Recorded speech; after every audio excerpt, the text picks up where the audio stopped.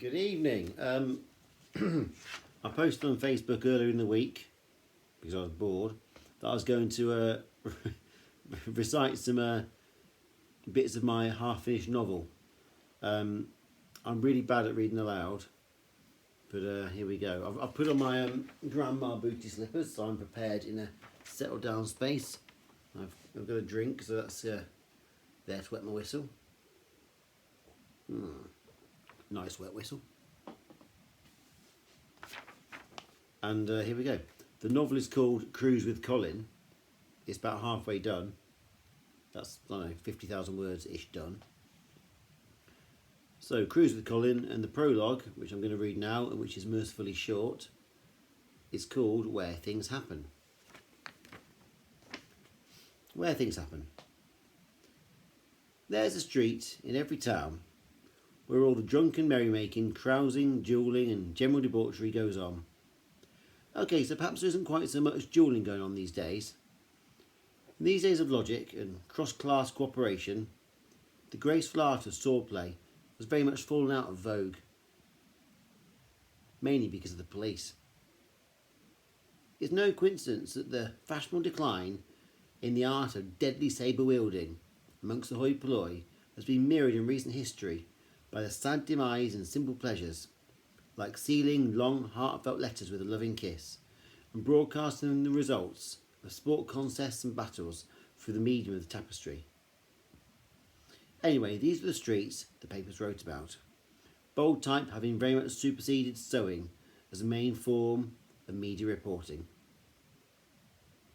They're the places where scenes of local and national importance are acted out, and where hearts are broken and hearts made whole again, where the future is written. Well, you know, that sort of thing. But they weren't where the things that this novel is concerned with happen. Brussels, Geneva, London, Paris, New York, Tokyo. I'm just listing cities, to be honest. But these are some of the financial and political centres of humanity. They vie for primacy to house the leaders of the free and the not-so-free world within their corridors of power.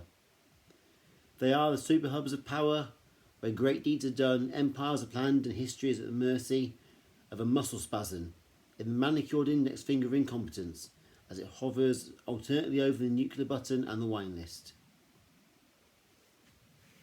And from ancient times, when grizzled tribal chieftains had screamed at the villagers they'd stolen from next door valley, probably under some sort of masonry enterprise scheme, and in order to raise up some muddy sort of fortress near the river.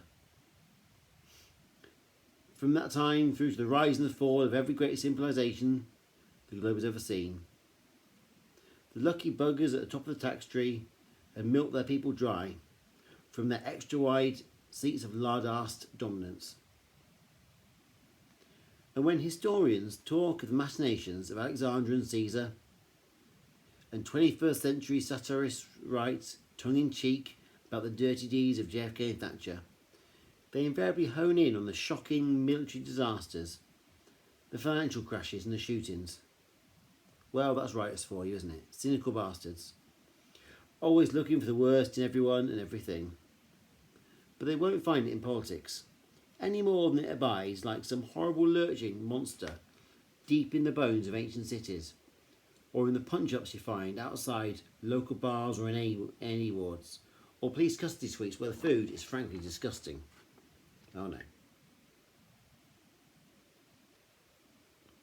It is of course true that these aforementioned dens of myriad iniquity and carnal deviance are worthy of all kinds of voyeurism, and are without doubt subjects on which talented authors could loosely base their dramas of love, hate, intrigue and tawdry existence. But they're no match in terms of evil and in terms of mystery for the place where this story plays out its pretty little tale. This is no feeble and transient thing of mere human construction, but a realm of gods and leviathans, which in time will swallow everything people have made. This is a place where sooner or later the worst things happen. The worst things happen.